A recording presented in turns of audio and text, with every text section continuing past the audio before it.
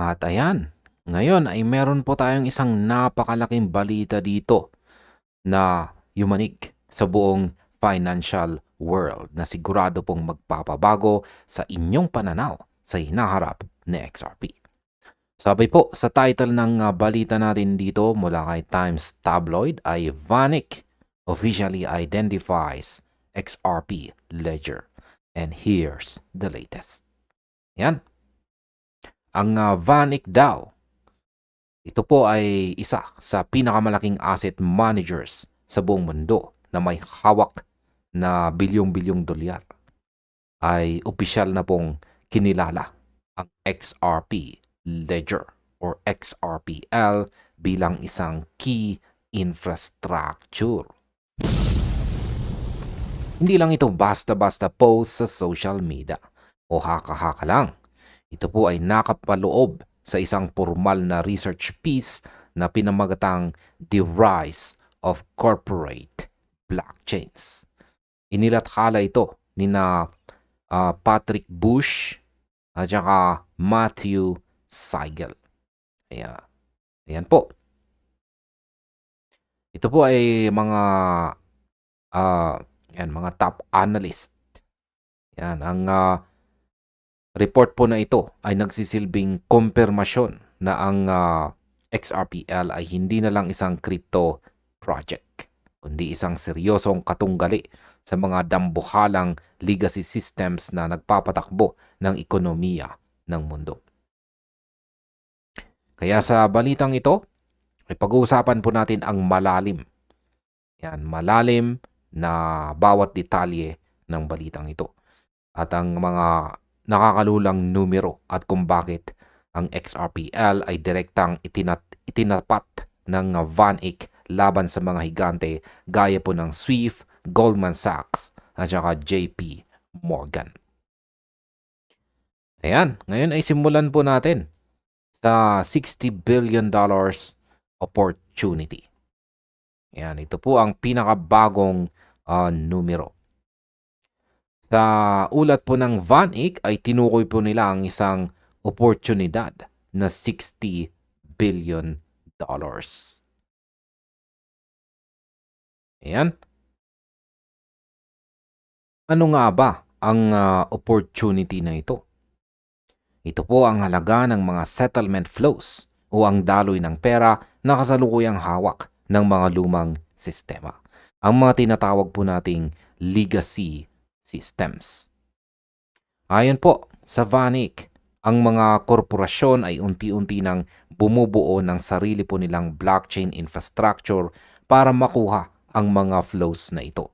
At dito po pumasok ang pangalan ng XRP Ledger. Yan, sa aking opinion, kapag ang institution na kasing laki po ng VanEck ang nagsabing may $60 billion na nakataya, dapat po tayong makinig. Ang tingin ko po rito ay hindi lang nila tinitignan ang XRPL bilang isang coin, kundi bilang isang railway o riles kung saan dadaan po ang bilyong-bilyong dolyar araw-araw. Ang numerong $60 billion ay maaaring mukhang maliit kung itatapat po sa kabuuang global finance. Pero tandaan po natin na ito ay taunang kita o annual revenue na pinag-uusapan. Ibig pong sabihin, ito ang perang mawawala sa mga tradisyonal na bangko at mapupunta sa mga infrastructure layers gaya po ng XRPL. Napaka-importante na maintindihan po natin na ang VanEck ay hindi po gumagawa ng ganitong ulat para lang sa hype. Bilang isang asset manager, ang trabaho nila ay maghanap kung saan mapupunta ang value sa susunod na 10 taon. Kaya ang masasabi ko po rito ay ang pag-identify sa XRPL bilang bahagi ng $60 billion pie na ito ay isang malakas na institutional stamp of approval. Sinasabi nila sa kanilang mga investors na dito papunta ang pera. At ang XRPL ay isa sa mga sasakyan. Ito ang dahilan kung bakit kahit anong ingay sa paligid, ang mga seryosong pera ay nakatingin na sa XRPL. Ngayon ay pag-usapan naman po natin ang tungkol sa XRPL laban sa mga higante ng Wall Street. Sa loob po ng research paper ng VanEck, mayroon pong isang competitive analysis table. Dito natin makikita kung gaano kataas ang respeto ng VanEck sa teknolohiya ng Ripple. Ipinuwesto po nila ang XRPL sa ilalim ng Corp or Permission Chained column. At itinapat ito sa tatlong napakalalaking financial use cases. At yan po ay ang cross-border payments, collateral and settlements, at securitization. Sino ang mga kalaban ng XRPL sa mga kategoryang ito ayon sa VanEck? Yan, hindi lamang po sila basta-basta. Katapat ng XRPL ang SWIFT. Yan, sistemang ginagamit po ng lahat ng mga bangko sa mundo.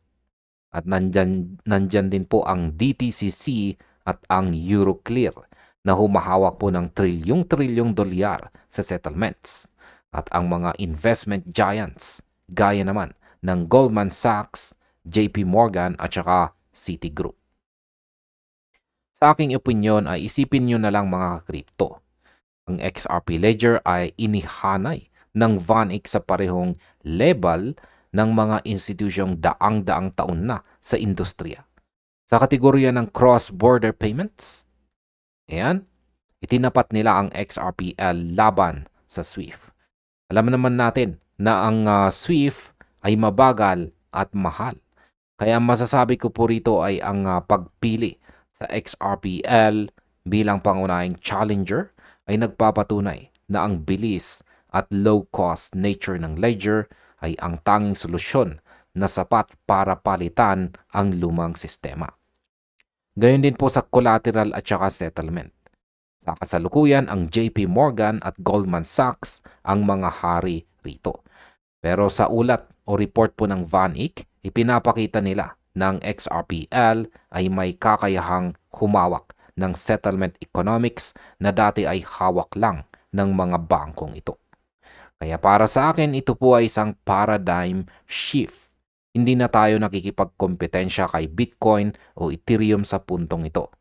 Ang XRPL ay nakikipagkompetensya na sa mismong sentro ng Wall Street.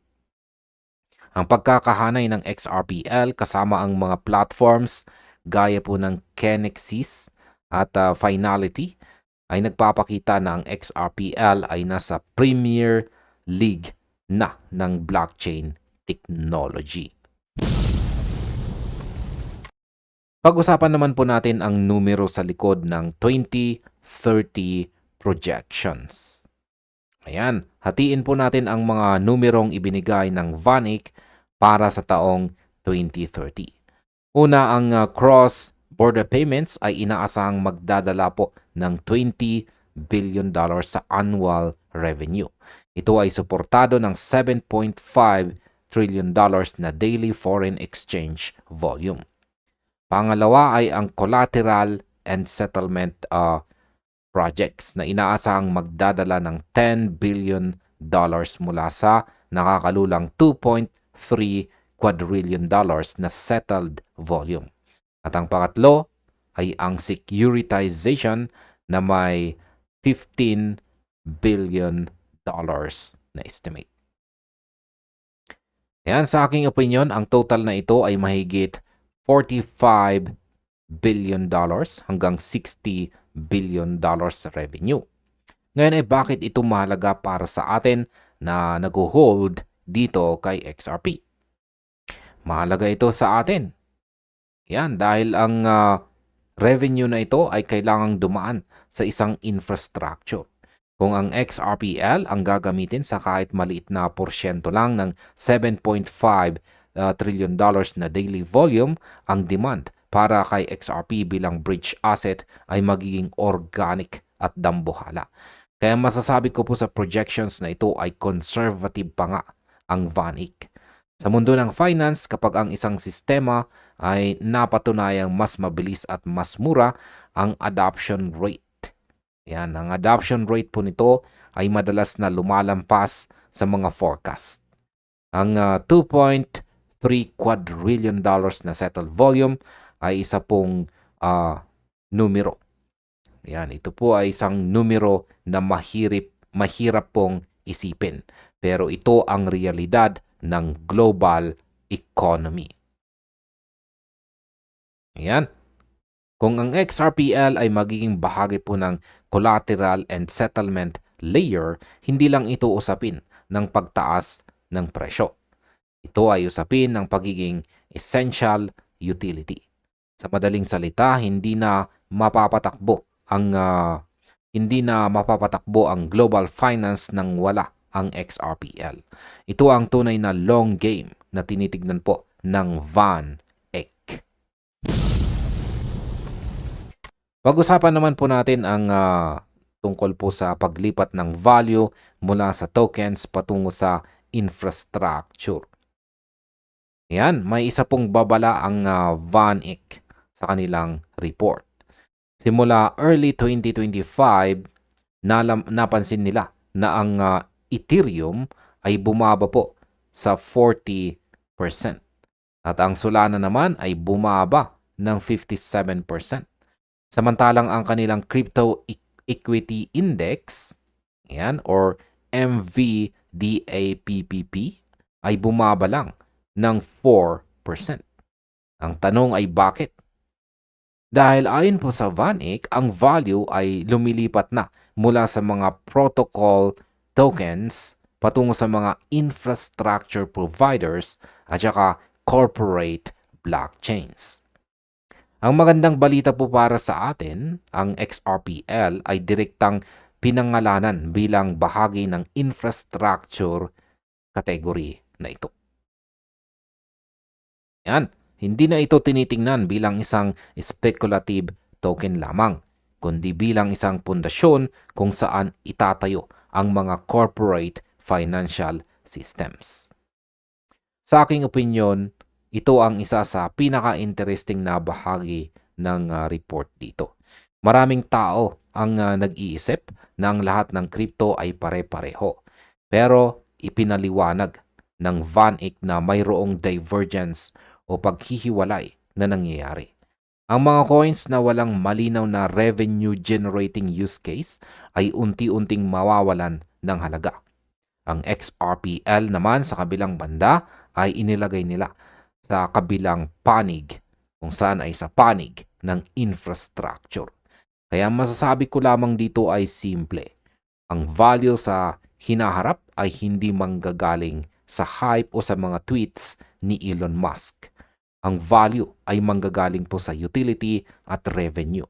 Dahil ang XRPL ay ginagamit ng mga korporasyon para sa kanilang settlement flows, sa XRP ay nagkakaroon po ng structural support. Hindi ito basta-basta babagsak gaya ng ibang altcoins dahil mayroon po itong real-world utility. Ang pagkilala ng Van Eck sa XRPL bilang infrastructure layer ay parang pagsasabing ang XRPL ang bagong fiber optic cables ng global finance. Hindi mo ito nakikita lagi, pero hindi gagana ang mundo nang wala nito. Pag-usapan naman po natin ang tanong kung ano ang mga susunod na hakbang para kay XRP, para po sa XRPL. Yan, nagbabala po ang Van Eck na maraming public crypto projects ang mawawalan ng malaking halaga kung hindi po nila mapapatunayan ang kanilang kakayahang kumita o maging kapakipakinabang sa chain competition. Ang XRPL, dahil po sa kanyang explicit placement sa corporate o permissioned column, ay nasa isang strategic advantage. Ang ulat na ito ay isa pong roadmap. Ipinapakita nito ng XRP Ledger ay hindi na nakikipagkompetensya para maging digital gold gaya ni Bitcoin.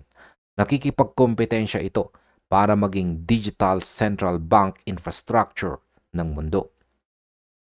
Ngayon sa aking opinyon, ayan, ang kailangan nating tanungin ang ating sarili. Ano nga ba ang implikasyon nito sa atin bilang mga holder? At ang masasabi ko po rito ay kailangan natin na maging matyaga.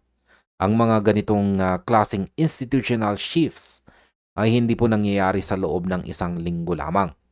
Ang 2030 projections ng Van Eck ay nagpapakita na ang susunod na 4 na taon, ayan, simula ngayong taong 2026 hanggang 2030, ang magiging golden era ng institutional adoption para sa XRPL. Nakikita po natin ang unti-unting pagbuo ng puzzle. Una ay ang Ripple National Bank. Pangalawa ay ang mga ETF filings. Ngayon ay ang opisyal na pagkilala ng Van Eck. Ang bawat piraso ay nagpapatibay sa katotohanan ang XRPL ang napiling teknolohiya ng mga elite sa finance. Kaya masasabi ko po ay huwag po tayong magpadala sa short-term price fluctuations. Kapag ang mga kumpanyang gaya po ng Van Eck ay nagsimulang magsulat tungkol sa XRPL bilang katapat ng SWIFT at JP Morgan, alam mo na. Yan, alam mo na ang endgame ay malapit na. Ang pagiging bahagi po ng $60 billion annual income opportunity ay hindi maliit na bagay. Ito po ang pundasyon ng ating yaman sa hinaharap. At ayan, sa kabuuan, ang report po ng Van Eck dito na the rise of corporate blockchains ay isa sa pinaka-importanting dokumento na lumabas po ngayong taong 2026 para sa XRP Ledger. Ang pagkilala sa XRPL bilang katuwang o katapat ng SWIFT, DTCC at JP Morgan sa cross-border payments at securitization ay isang malaking panalo para sa buong community. Ang $60 billion annual reserve opportunity na tinutukay ni na Patrick Bush at saka Matthew Siegel ay hindi lang pangarap. Ito po ay isang structural shift na nangyayari na ngayon. Ang paglipat po ng value mula sa mga speculative tokens patungo sa infrastructure layers gaya po ng XRPL ay ang sinyales na ang market ay nagiging mature na. Kaya manatili po tayo mapagmatsyag, patuloy na mag-aral at tandaan na ang impormasyon gaya nito ay nagbibigay po sa atin ng edge laban sa ibang mga traders. At ang kinabukasan ng finance ay digital. Ang kinabukasan po ng finance ay digital. At ayon po sa Van Eck, ang XRP Ledger ay isa sa mga pangunahing arkitekto ng kinabukasang ito. At ayan, hanggang dito na lamang po tayo sa video na ito mga ka-crypto. Marami pong salamat sa panonood.